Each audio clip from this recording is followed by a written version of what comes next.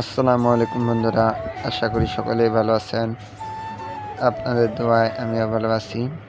আজকে বাসা থেকে বের হয়ে স্ট্যান্ডে যাইতেছি। আমার মহাজন ফোন দিছিল, বললো স্ট্যান্ডে নাকি গাড়ি নাই, সেজন্য স্ট্যান্ডে আমাকে যাইতে বললো। সেজন্য আমি স্ট্যান্ডে যাইতেছি, রাস্তা পার হইতেছি।